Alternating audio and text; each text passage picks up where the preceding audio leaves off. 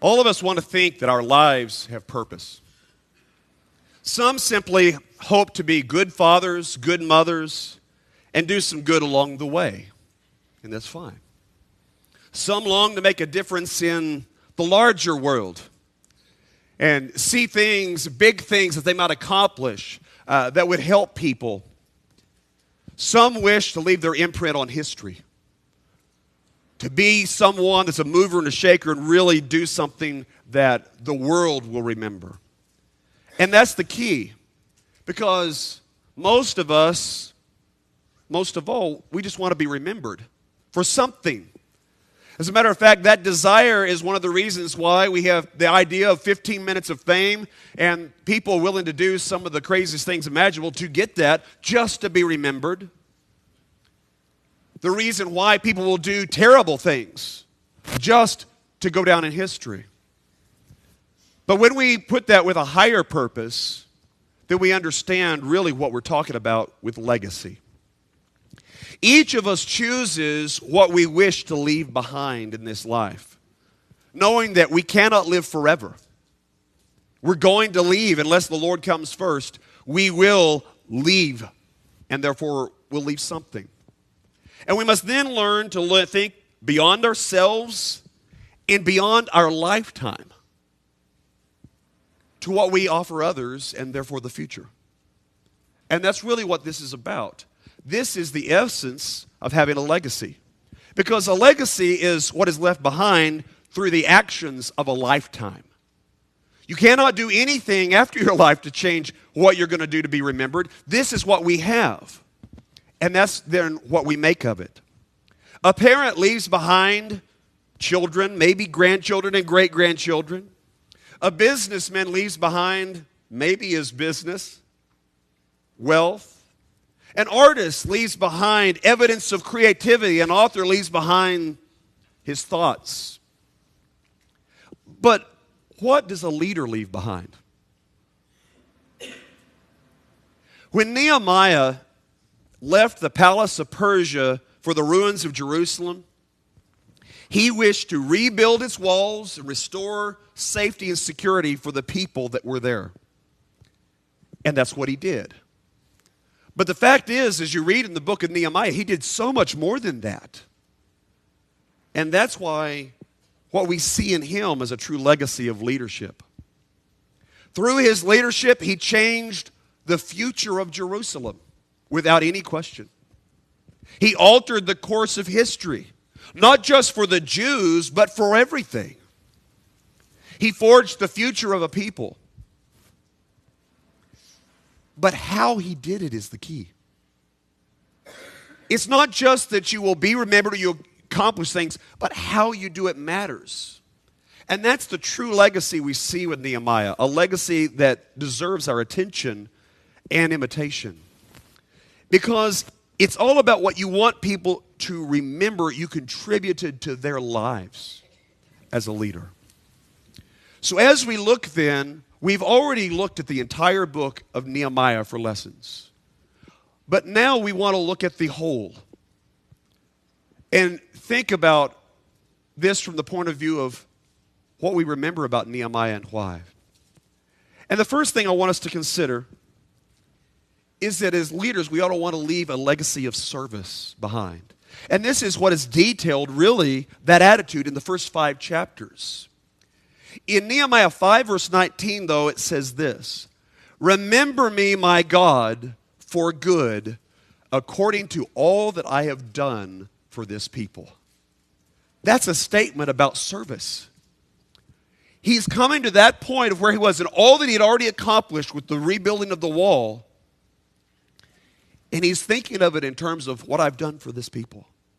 In Mark chapter 10, verse 45, Jesus said, "The Son of Man came not to be ministered unto, but to minister and to give his life a ransom for many."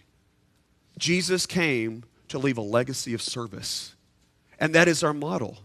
And so when you think about how he did this and what Nehemiah did, we quickly want to consider these aspects as we review these first 5 chapters.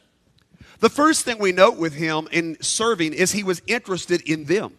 He was interested in their situation. At the very beginning, he's asking, how are they doing back home in Jerusalem? What's going on? In Philippians chapter 2 and verse 4, it says, look not every man on his own things, but every man also on the things of others. If you're going to serve people, you have to think about people. If you're going to help people, you have to be interested in what will help them. If you don't ever consider that and show interest, you're not going to be able to do anything that's good. You're not going to be able to serve them, and therefore, you're not going to really be able to lead them. But what we find, he was willing and wanting to deliver the people from a distress and a reproach, verse 3 of chapter 1, and rebuild the infrastructure of the walls of Jerusalem. But he did more than that, because he was such an example to the people, and that serves people too. The first thing you see after all of this was the prayer in chapter 1 of Nehemiah. And what he prayed for, and he was praying for so much for their benefit. And when you look at the nature of what he was including in that prayer and what he did right after it when he went back, there's an example. In 1 Corinthians 11, verse 1, the Apostle Paul says, be ye followers of me, even as I also am of Christ. I'm serving you as an example, and I want you to know it. You look at Nehemiah, and he said in that prayer, he was praying, number one, and that was important. He was an example. Here's what you do first. You come across a problem, you pray. But when you read his words, he's showing penitence on the behalf of the people. He says, we've done things wrong. We're in this situation. It's our own fault. We realize that, but we're still asking you to help us, God. That's the type of prayer that he led. And then he gets back to Jerusalem, and he's already got opposition there before he arrives. And he comes into it, and he shows his courage to go ahead with it, and he was giving courage to them. We're going to do the right thing here. You stay with me on this. As you look in chapter 2, verses 1 through 3, as he's going back and he's going to the king, he is the king's cupbearer, and he is approaching the king about this. His life's on the line for what he's going to ask, but he cares so much about what's going on, he does it anyway. That's courage. And on the way, as they're journeying, he puts himself in God's hands. That's faith. And he wanted people to know this every step of the way, that he was going to do it for God. Watch ye, stand fast in the faith, quit you like men, be strong, 1 Corinthians 16 verse 13 says. He was going to walk by faith and not by sight, as we mentioned this morning, 2 Corinthians chapter 5 and verse 7. He was going to be that kind of example. But when he arrives, the first thing he does is he wants to encourage them. In 1 Corinthians chapter 14 verse 26, that simple thing that ought to be part of what we're doing whenever we get together, edify one another. Build one another up. He came not just to build the walls, but to build up the people. And every leader understands that he wants to be a building up type of person. Not just for what you accomplish on the backs of people, but what you accomplish for them and helping them. And that builds them up, that they're stronger, they're better off. And he wanted them to see that. And that takes a lot of encouragement. When you look at what he was saying in verses 17 and 18 of chapter 2, he wanted to make sure, but notice these simple words, let us rise up and build. He had given them encouragement, but the greatest encouragement was, I'm with you in this. I'm part of this. I take what is your cause and I have come to make it my own. That's that kind of leadership that says, we can do this and we can overcome. But part of that encouragement also, you turn to chapter 4. He's got them all busy, they're working, but they're dealing with problems. And you get to chapter 4 and verse 6. One of my favorite verses in the entire book. So we built the wall, and the entire wall was joined together up to half its height, for the people had a mind to work. Why? Because Nehemiah gave them a reason to work. He was encouraging them all along the way. People don't just work because, no, they recognized from Nehemiah that there was value here. They got discouraged. You see that in the next few verses, in verse 10 and verse 12. And Nehemiah responds by setting a watch. See, that's where he's protecting them. He's protecting them. Part of serving people is protecting them from the things that can hurt them. That can be done a number of ways. Certainly today it's different. We don't think about it being in this kind of physical fight setting most of the time. But even in spiritual settings, we have to be strong in the Lord and the power of His might. Ephesians chapter 6 and verse 10. To offer guidance and instruction. Why? Because you're going to get hurt. We don't want you to get hurt. So when you see a decision, and when you see elders coming to you, talking to you about your situation of the souls and wanting the truth, even when it hurts, it's because they want to protect you. They want to serve you. And look out and saying what's best for your soul in eternity. You know, the fact that they're personally willing to do this and be involved, that example of not just telling, but doing the hard things. That's what Nehemiah was doing. He was even taking on these kind of challenges to protect their interest. And when you take on any kind of position of leadership, you have to always be looking what's good for them, what's good for the people, what helps them. If you're a husband, you need to be leading by saying, what's good for my wife, what's good for my children. Serve them, serve their interests more than your own. And that means you're willing also to stand up for them.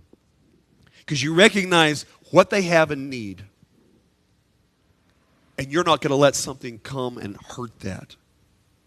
In Nehemiah chapter 5, verses 6 and 7,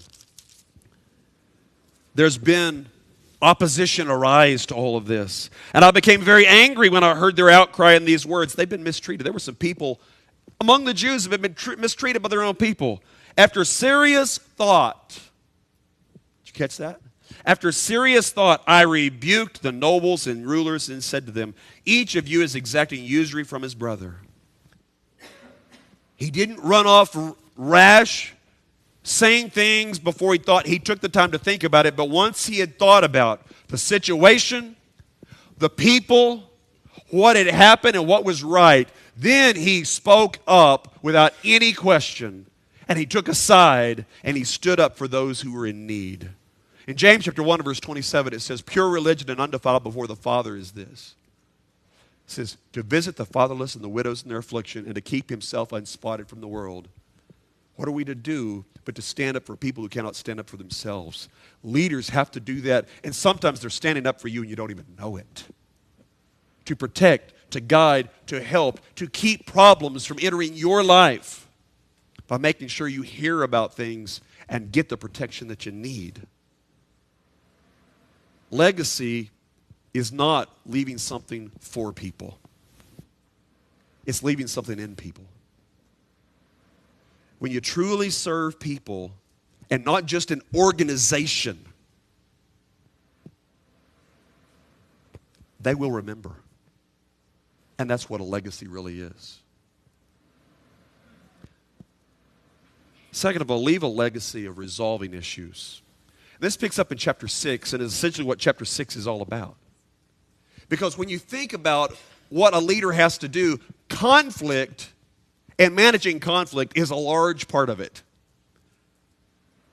Trying to handle the smaller conflicts, not let them get bigger conflicts, and then when you have a conflict, you address the conflict. And people remember those who do this really well. In Nehemiah chapter 6 and verse 14, Nehemiah once more says something that's worth our consideration. My God, remember Tobiah and Sanballat according to these their works, and the prophetess Noadiah, and the rest of the prophets who would have made me afraid. He's putting that in the past now because he's taking care of it. Don't forget what they did and that I opposed them. I did not fall into that trap. Leave a legacy that resolves those kind of issues. In Colossians chapter 1, verse 19, speaking of Jesus, it says he came to reconcile us unto God. Reconciliation, that is the conflict that existed, that's divine work. We were on the opposite side of God. We were with Satan, and Jesus came to pull us back and to resolve a conflict that we had spiritually. We were sinners separated from our God by our own choice. Isaiah chapter 59, verses 1 and 2. And Jesus came and said that doesn't have to be how it is. And lots of leadership is spent saying, I know there's conflict in the way the world does things, but it doesn't have to be that way. But it takes a lot of will and strength and wisdom to be able to deal with those kind of situations. When you look at how to resolve issues, at the back of it all is an attitude a leader himself has to have in order to be prepared to do so. So let's consider what he has to do, all of this coming from chapter 6. The first thing is he has to be able to discern motives. What's really going on here? What's the nature of the conflict? Who's causing the conflict? Is it real or imagined on one person's part? How do I bring what may be one person who's creating it and get any reconciliation? Or do I need to take care of a person who's just creating the conflict on his own because his motives aren't right? That's verse 2. In Philippians chapter 1, verses 15 through 17, the Apostle Paul talks about some preachers whose motives weren't right. Said they were preaching the truth, but for the wrong reason. And we have to be able to recognize how that goes. And to be able to deal that sometimes we can even people be coming and have the right thing that they're saying, but their motives behind it are wrong.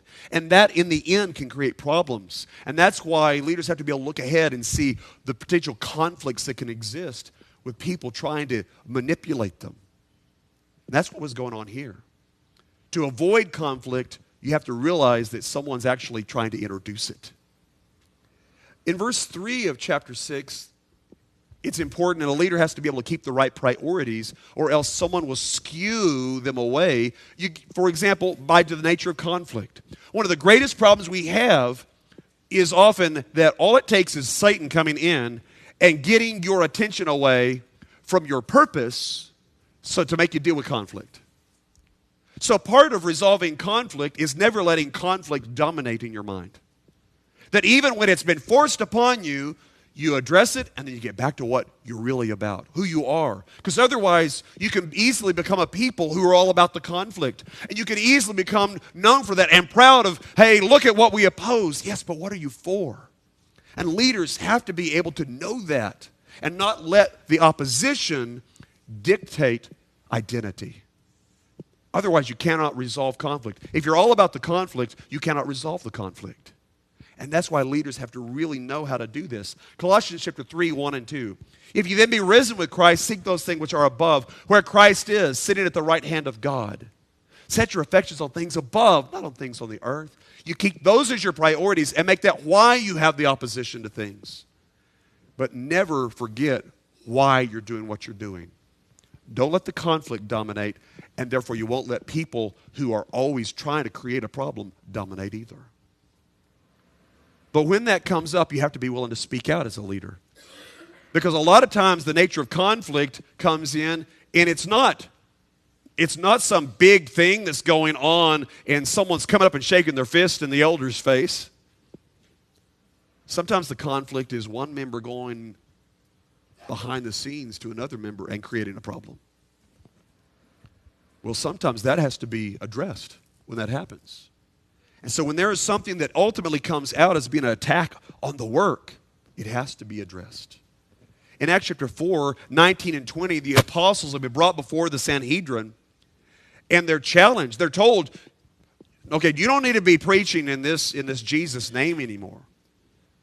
And they speak up and say, whether it's right in the sight of judge to hearken unto you rather than God, he says, you judge. But we cannot speak the things we have seen and heard. In other words, what you say is not going to determine what we do. They spoke out and took a stand because they were attacking the work that Jesus gave them to do. And you have to be willing to speak up. Sometimes that's just speaking up to one person. Sometimes it's standing up from the pulpit and saying, here's where we're going to stand, and here's what you're not to fall for. But it also means you have to be able to reject the wrong kind of counsel. You go back to what happened with Rehoboam. He got into trouble simply because he listened to the wrong advice. And Nehemiah was getting all kinds of advice from all the wrong kind of people. Here's what we want to do. It'd be very easy. Hey, this would really deal with something because these are the people that are causing problem. If I can make them happy, we won't have a problem anymore. That's the wrong kind of thinking. Listening to the wrong counsel, you just have a bigger problem. And so Nehemiah didn't fall for that. In Psalm 1, 1 and 2, We shouldn't do anything to get in that pathway of that process of being around the scornful and the wicked and listening to what they have to say. And so, just because you have advice to give or something to say, leaders have to evaluate what's best for everyone, for the whole, what's best for the work, what's best in eternity, not just how you're feeling at this moment. And that's important in any organization for people to understand there's more going on here than just one person's situation in a moment. You also can't fall for intimidation tactics. That's how conflict comes in. You have to be able to resolve that by not letting it affect how you approach things. Nehemiah chapter 6, verse 19, they're thinking that they're going to be able to force the issue or make him afraid. He says, I'm not playing that game. Fear not him who is able to destroy the body, but cannot destroy the soul, but fear him who is able to destroy both body and soul in Gehenna. Matthew 10:28, Jesus says. In other words, show the respect the right way. It doesn't mean you just toss people aside, but you recognize that some people, part of the way they create the conflict is trying to force the issue, talk big, and let their strength of their personality force you to capitulate. You can't do that. You need to do what's right. And that's why you don't let yourself be intimidated, because you always remember God and fearing him first. But you see, also, you have to, if you're going to prevent further conflict, you have to deal with the influence that creates conflict. It's one of those things where if you've got an employee that all they're doing is going around creating problems, talking bad, causing people to not really do their work, encouraging laziness, talking about, that's not the kind of person you want to keep. Now in the church, we're not here to try to kick people out, but we shouldn't let sin stay in either. You have to be willing to deal with harmful influence. That's what was going on in 1 Corinthians chapter 5, verses 6 and 7. Why? Because a little leaven leaveneth the whole lump. You cannot let it get a hold, but rather you have to address it. That's how you resolve conflict. You address the issues. Notice each one of these is saying that there's an origin to the conflict that you have to get down to. And you have to address the origin of the conflict rather than all the symptoms of the conflict. And leaders who learn to get down to the origin of it and deal with that sooner can deal with and keep conflict from entering in.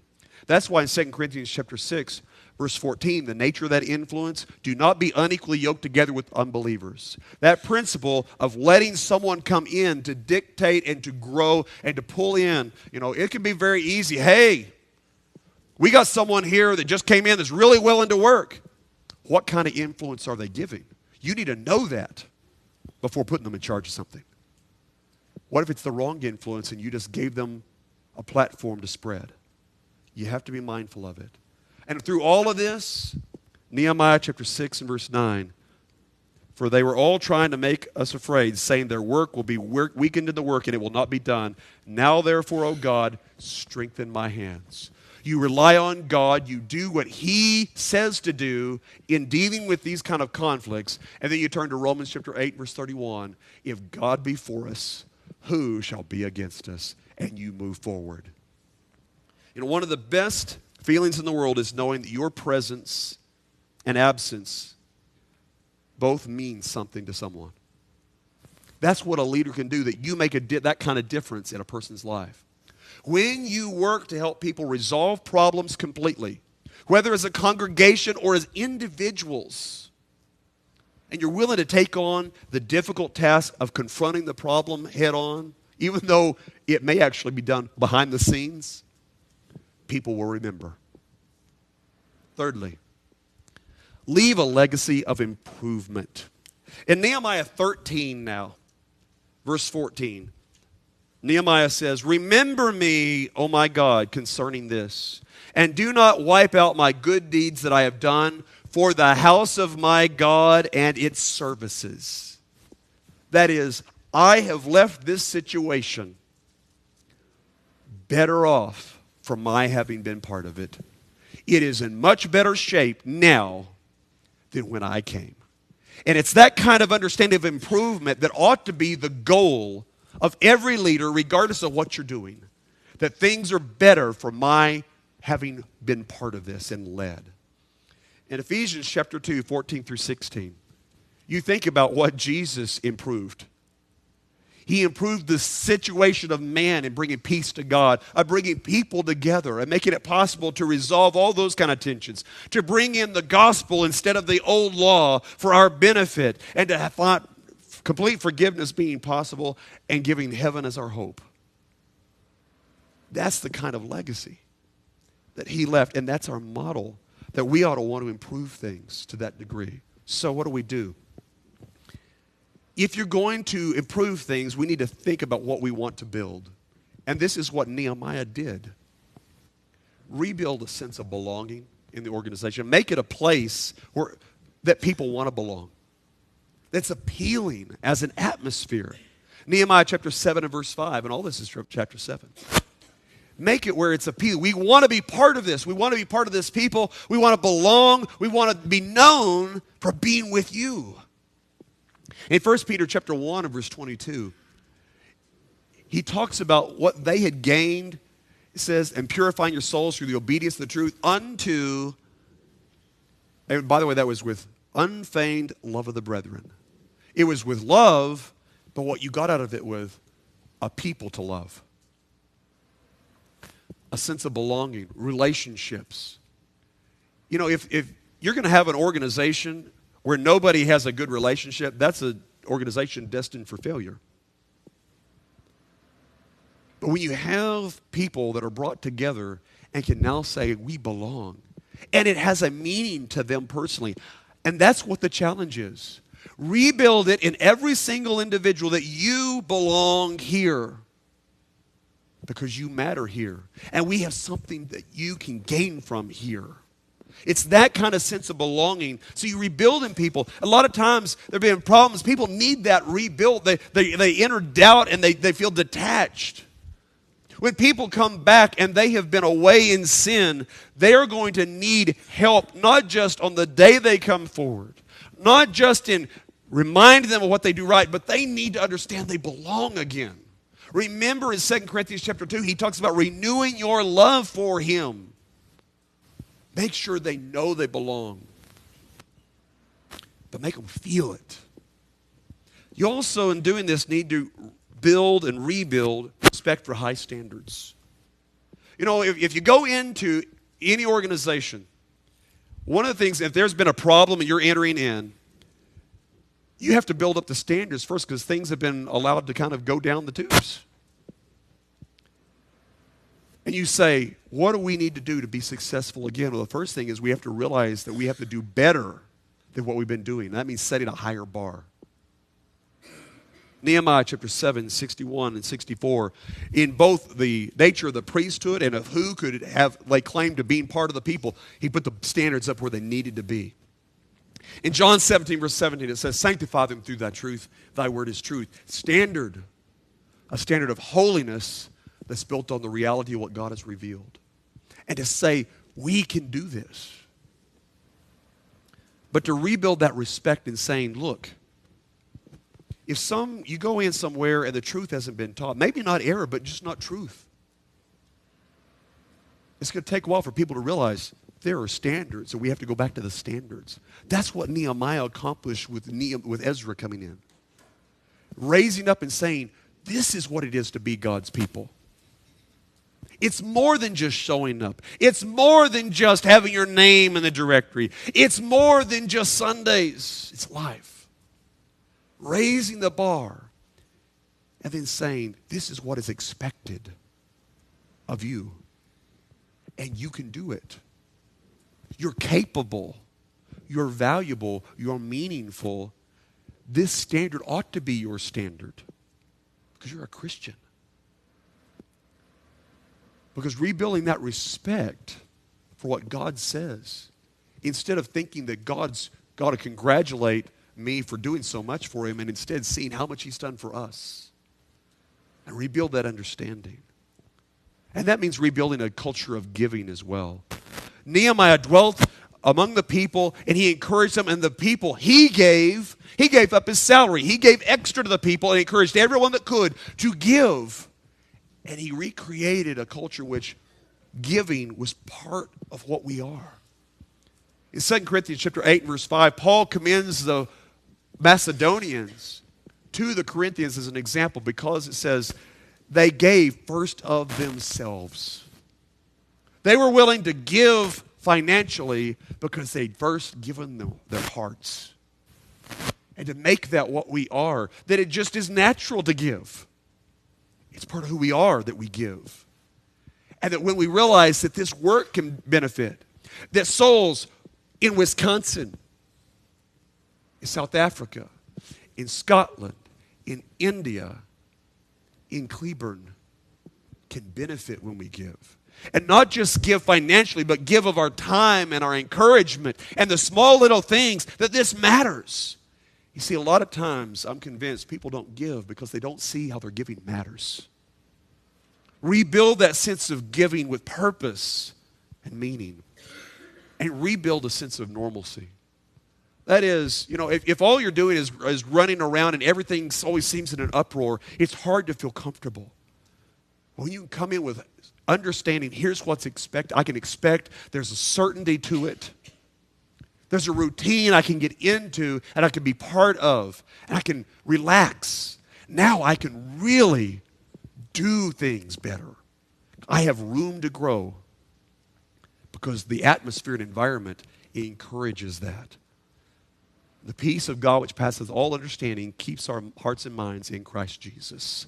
Philippians chapter 4 and verse 7. Make it your object to build something that outlives you. That's our goal. When you focus on improving people's lives and building a framework for future success, friends, they will remember. They'll remember what you did. Fourthly, leave a legacy of success. This is chapters 8 through 12. In Nehemiah 13, verse 22, Nehemiah says, "And I commanded the Levites that they should cleanse themselves, and that they should go and guard the gates to sanctify the Sabbath day. Remember me, O my God, concerning this also, and spare me according to the greatness of your mercy." He's drawing attention and concluding and saying, here's what I did for the people. We did it. That's the kind of success that we all should want. So what do you do to get there? And how do we measure their success? The first thing you have to do is communicate the expectations. Here's what's expected, because if you don't know what you're going for, you don't know if you made it. If you don't ever know, here's what we're trying to accomplish, even if the people don't know it, they may pass it and never know.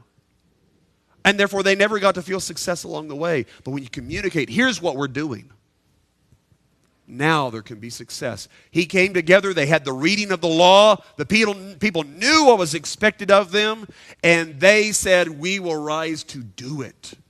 Jesus, in Luke chapter 9, verse 23, said, if any man will come after me, let him deny himself and take up his cross daily and follow me.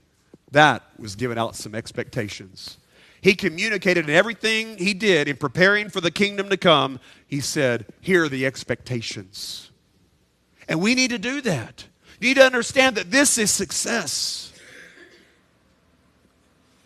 But there's also something that's part of this that can be really hard. That's keep the people focused on the positive. Why is that hard? Because there's a lot of negative out there. And if you watch the news, you know how easy it is to fall in the trap of following the negative. News is almost, by definition, what the negative that gets reported. Even positive news is often reported as negative. So you have to work to keep people focused on the positive, no matter what. Nehemiah did that in chapter 8, verses 9 and 10. As he's calling them together, they've had this meeting together. They have worshiped before God, and he follows that up. Nehemiah, who was the governor, Ezra, the priest and scribe, and the Levites who taught the people, said to all the people, this day is holy to the Lord your God. Do not mourn nor weep. For all the people wept when they heard the words of the law. Then he said to them, go your way Eat the fat, drink the sweet, and send portions to those for whom nothing is prepared. For this day is holy to our Lord. Do not sorrow, for the joy of your Lord is your strength. You see, the message was they knew already that they were failing. They needed to know next that they could succeed. And that's where the positive comes in. Brethren, I count not myself to have apprehended, but this one thing I do. Forgetting those things which are behind and reaching forth into those things which are before, I press toward the mark for the prize of the high calling of God in Christ Jesus. There is purpose. There is something worth shooting for. There is success. But the message that Paul was giving is, you can do it. Be positive. It's there for you. It's there for the taking. Heaven. And we can then say, this is doable. Yes, there are going to be problems. There are going to be issues in the church. Brethren, you have to see what we are about is being forgiven, reaching souls, and going to heaven. And if that isn't a positive thing to do, then what is? So let's make sure we don't let that get out of our sights and realize there's so much in the Bible. As they had heard, we've fallen short. And you'll hear that from the pulpit. But you also need to know you can do it. And here's how. And when we get that kind of recognition that it's doable, it empowers us in life. Hopefully, to renew your sense of purpose. That's what you need to understand is you have purpose. And sometimes you need to be reminded of what your purpose is. You go to Nehemiah chapter 9, verses 2 and 3. Then those of Israelite lineage separated themselves from all foreigners, and they stood and confessed their sins and iniquities of their fathers. They were in the wrong. And they stood up in their place and read from the book of the law of the Lord their God for 1/4 of the day, and for another fourth they confessed and worshiped the Lord their God. We are a new people now. What then is the conclusion of the whole matter? Fear God and keep his commandments, for this is the whole of man. Ecclesiastes 12, verse 13. Here's purpose. You have purpose. Your life has purpose. And together there's great purpose. But now, part of success is something that's hard. Commitment is mandatory. That is really understanding that you need to be all in and doing everything that you can, because that's what he required in Nehemiah chapter 10, 28 and 29. In Romans chapter 12, verses 1 and 2, it says, I beseech you, therefore, brethren, by the mercies of God, that you present your bodies a living sacrifice, holy and acceptable unto him, which is your reasonable service. And be not conformed to this world, but be ye transformed by the renewing of your mind, that you may prove what is that good and acceptable and perfect will of God. Encourage volunteerism. Oh, to sign up. Hey, we're going to have a party. I'm there. Going to the game. I'm there. We need workers to come on Saturday. What? Being a volunteer is part of who we are. It's how you have success. Where are we if we rely only on the work that we pay for? Trust me, we can't do it. The church is a volunteer organization. We need people that see in Isaiah chapter 6 and verse 8, here am I, Lord, send me. Because that's what we're about. Why? Because that's where success is. The more that people can do because they want to do, the more successful we can become. But that last part's important too. If we're going to be successful, you have to learn to enjoy your success too. That when we get some things done, and I was looking over notes not long ago of things we set off as being plans years ago. And you know what? We've done absolutely everything on that list. All of it. It's time for a new list. But we've not done a good enough job right here reminding you and telling you we did it. So when we set up a marriage seminar, be here. We're trying to help your marriage. When there's a gospel meeting with Mark Hanstein in November, be here because we're trying to help your soul. When we have an evangelism seminar in January with Rob Whitaker, we're trying to help you learn the skills to reach your neighbors. And when we do, and your marriage is better, and your soul is better, and you're reaching your neighbors, guess what? Let's talk about success and enjoy it. And let's realize this came because of work we put in. And let's make it real. In Acts chapter 8, verse 39, the eunuch has been baptized, and he went on his way rejoicing. He enjoyed his success. I hope Philip did too, but he was busy going on about the work as well in the next verse. Enjoy. Success isn't just what you accomplish in your life, my friends. It's about what you inspire others to do. And when you really inspire people to rise up and become involved in something truly great, you build something even greater. And they'll remember how you made them feel, what you helped them accomplish, and how much better off they are as a result of all your efforts. That's success. That's a legacy. That's leadership. Leaders, real leaders, leave a legacy of good, a lifetime spent for a cause greater than themselves, that's defined and given to them by one who is greater than themselves. Leaders have an opportunity to leave behind something more substantial than wealth and more meaningful than just memory. Because leaders have the opportunity to leave behind a greater life for those who follow. To leave a lasting legacy, help people develop a distinct identity, stand up and stand out. Persist in putting problems to rest. Leaders, pass on your dreams, not your nightmares. Build people up. Make the most of people by helping them achieve their dreams. Stand up for what is right, which means make ethics central to all that you do. Life is full of opportunity. Leadership is about taking those opportunities. Legacy is what you leave behind when you do. Nehemiah made the most of his opportunities. He had the opportunity to make a request before the king, and he took it. He had the opportunity to rebuild Jerusalem, and he took it. He had the opportunity to turn the people back to God, and he took it.